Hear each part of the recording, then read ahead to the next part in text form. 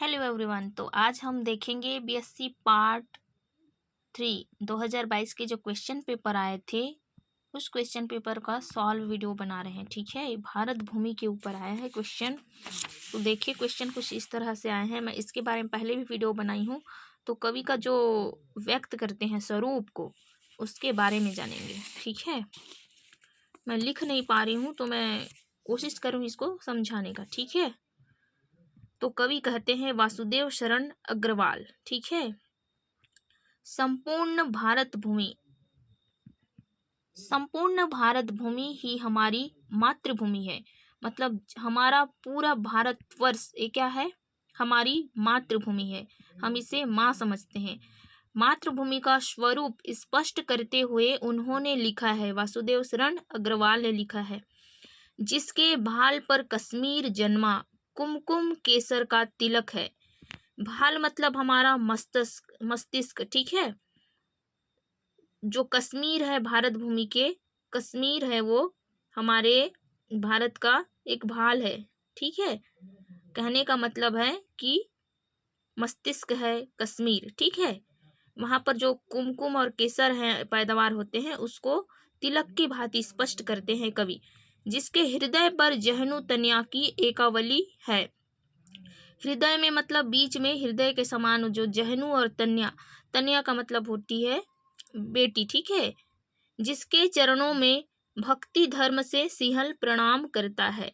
भक्ति धर्म से सिंहल प्रणाम करता है मतलब शेर भी भक्ति भावना से उनके चरणों में मतलब उनके पैरों में प्रणाम करता है। ठीक है, जिसकी चरणामृत का महोदधि नित्यपान करते हैं।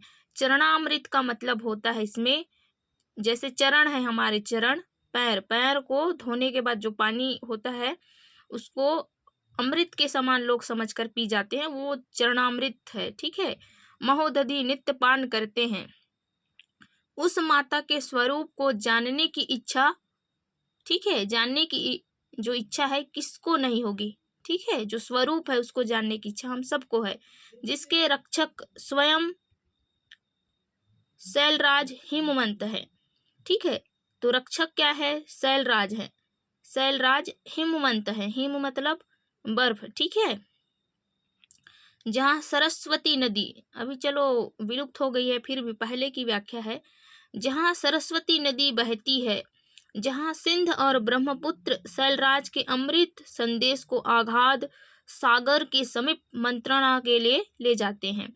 जो सिंधु और ब्रह्मपुत्र हैं शैलराज के, ठीक है, हिमालय से जाने के बाद बहते हैं, निकलते हैं, उसके जो अमृत संदेश है उस धारा को अगाध सागर का मतलब होता है जिसकी गहराइयों को ना नापा जा सके। ठीक है, समीप मंत्रणा के लिए ले जाते हैं। मंत्रणा के लिए ले जाने का अर्थात है कि हम उस चीज को मंत्र करने के लिए ले जा रहे हैं। ठीक, जहाँ मरुस्थल और दंडकारण्य जैसे रम्य प्रदेश है।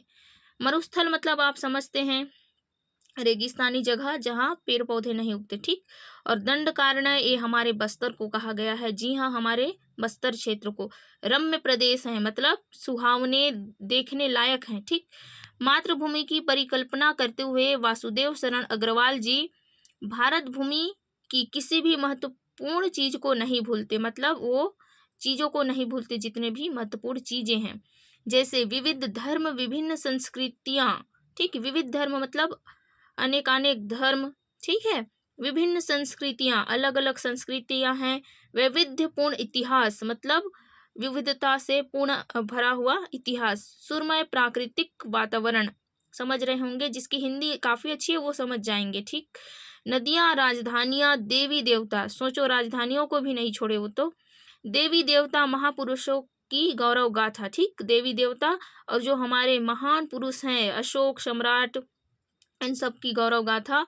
विविध पर्वत, देखो पर्वत, मानसरोवर, राक्षस ताल, कपिला, धेनु आदि तत्व मिलकर भारत भूमि को मातृभूमि बनाते हैं। ये सब मिलकर क्या बनाते हैं, हमारे भारतवर्ष को मातृभूमि बनाते हैं।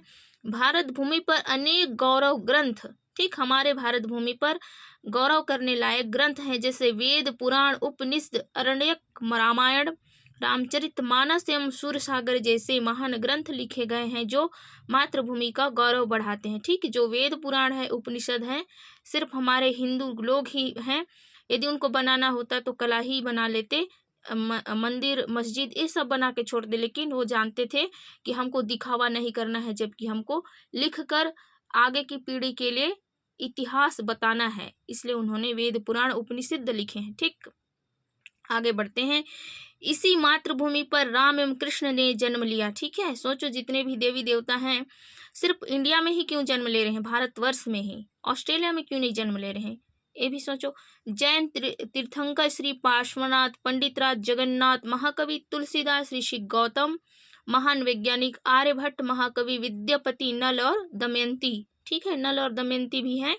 श्री हेमचंद, नरसिंह मेहता, सम्राट चंद्रगुप्त, संत ज्ञानेश्वर, समर्थ गुरु रामदास, छत्रपति शिवाजी, महात्मा बुद्ध, श्री शंकर, वाचस्पति मिश्र, मधुसूदन भारती।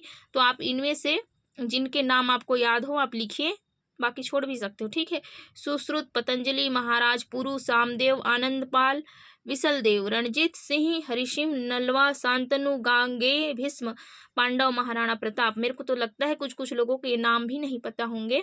चलिए बढ़ते हैं आगे की ओर। आदि महापुरुषों ने अपने अपने क्षेत्रों में कीर्ति पताका फहराकर, कीर्ति पताका मतलब यश, गौरव फहराया है। ठीक है, मातृभूमि का गौरव बढ़ाया है। असामान्य विद्वान जनों को उत्पन्न करने वाली कला, साहित्य और विज्ञानों में उन्नति की चरम सीमा को पहुंची हुई भारत भूमि के विषय में देवता भी गीत गाते हैं। ऐसी महान मातृभूमि को सत सत प्रणाम है। बाकी के जो इधर के लाइन है इसको आप ऐसे ही लिख सकते हैं, समझाने की इसमें जरूरत है नहीं। ठीक है, तो ये है हमारा मातृभूमि, उसका हम चित्रण कर रहे थे। ठीक है, तो आगे का क्वेश्चन का आंसर और भी मिल जाएंगे चैनल पर, और कुछ क्वेश्चन आंसर पहले से वीडियो बना हुआ है तो उसे देख लें। धन्यवाद, ये कल सुबह मैं अपलोड कर दूंगी। ठीक है।